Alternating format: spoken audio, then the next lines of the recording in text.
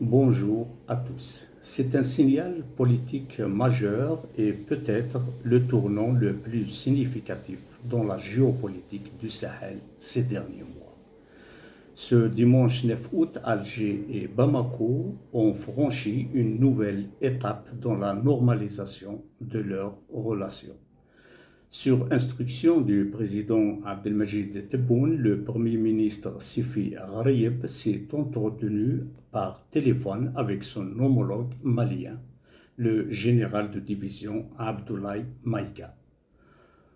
Au-delà de l'échange de politesse diplomatique, un acte fort a été posé. L'Algérie a officiellement invité le Premier ministre malien à effectuer une visite de travail à Alger. Pour bien mesurer l'importance de cette invitation, il faut se rappeler d'où l'on vient.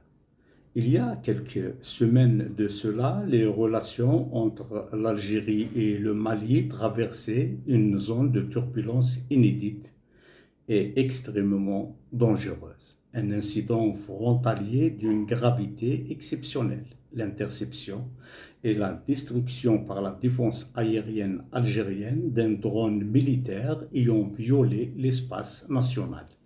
Cet incident avait poussé les deux pays au bord de la rupture. Les ambassadeurs avaient été rappelés, le temps était monté, la frontière s'était tendue. Puis, le 10 juillet dernier, un premier dégel est intervenu avec le retour des diplomates à leurs postes respectifs. Aujourd'hui, avec cette invitation au plus haut sommet de l'exécutif, le message est clair. La phase de crispation est derrière nous. L'heure est au retour du pragmatisme d'État. Pourquoi ce rapprochement intervient-il maintenant? Et pourquoi était-il, au fond, inévitable? La réponse tient en un mot, la géographie. L'Algérie et le Mali partagent plus de 1300 km de frontières communes. Une frontière immense, poreuse, traversée par des dynamiques sécuritaires, humaines et économiques indissociables. Dans cette région du monde, ni Alger ni Bamako ne peuvent s'offrir le luxe d'un mur de glace permanent. Pour Bamako, la réalité du terrain est sans appel. Depuis la dénonciation de l'accord d'Alger et la montée en puissance de l'Alliance des États du Sahel, l'AES, le pouvoir malien a cherché à réaffirmer sa souveraineté absolue sur l'ensemble de son territoire, notamment dans le nord. Mais la souveraineté ne s'exerce pas dans le vide. La lutte contre les groupes armés terroristes, le contrôle des flux migratoires et la stabilisation des populations touareg et locales ne peuvent pas se faire en ignorant le géant du Nord, l'Algérie. Couper le fil du dialogue avec l'Algérie, c'était pour le Mali s'exposer à un isolement stratégique risqué sur sa propre frontière septentrionale. Côté algérien, la position n'a jamais varié sur le fond, même si le temps a dû s'adapter aux réalités nouvelles. Pour la diplomatie et l'armée algérienne, le Sahel n'est pas un terrain de jeu extérieur, c'est le prolongement direct de la sécurité nationale. La doctrine d'Alger repose sur trois piliers fondamentaux. Le premier pilier, c'est l'intangibilité des frontières et la souveraineté. L'épisode du drone abattu a servi de rappel ferme. L'espace aérien et terrestre algérien est une ligne rouge absolue. Aucun compromis n'est possible sur ce point.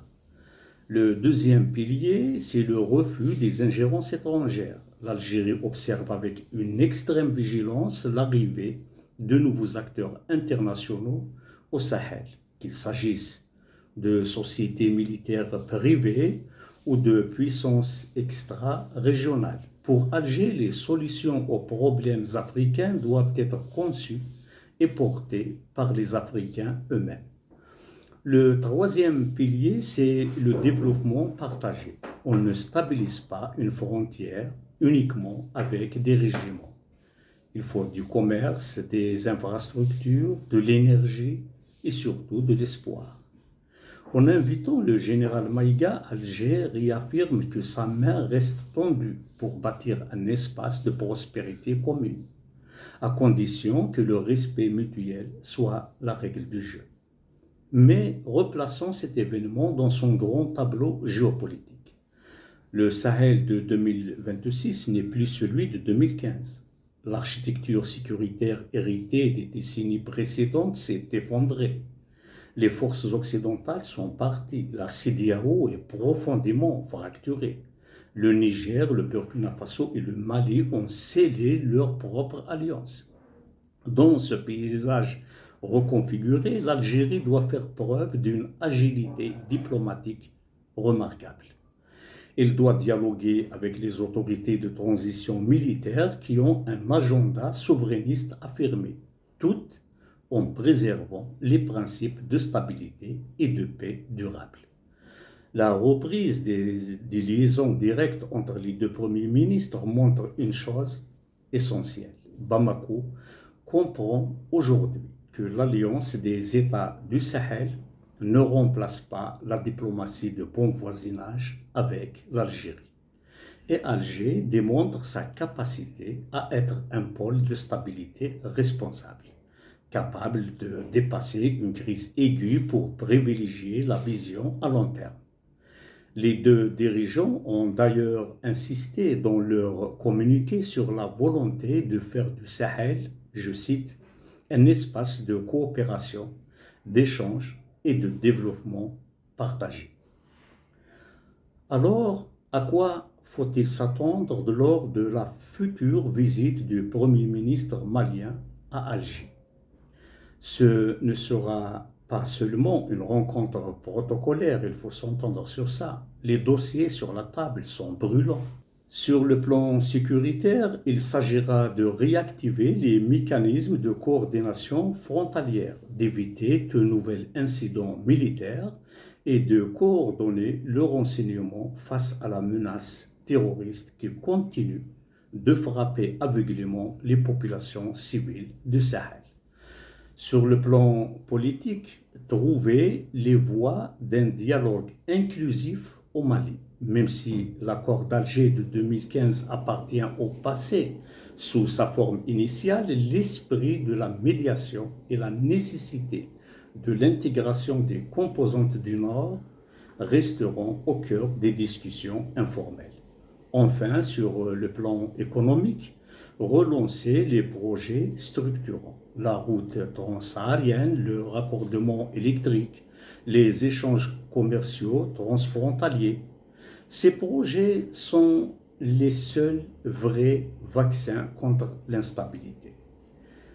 Mesdames et messieurs, en géopolitique, les passions sont éphémères, mais les réalités stratégiques restent immutables.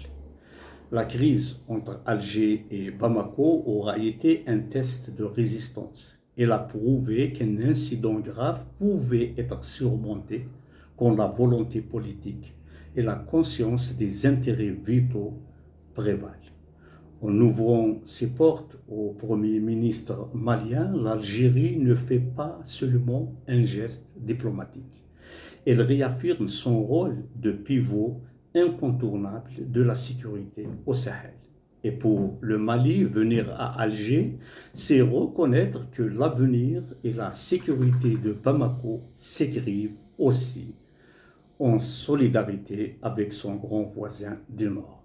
En un mot, nous sommes face à un dialogue retrouvé, une confiance à reconstruire et une région qui veut enfin croire à la stabilité.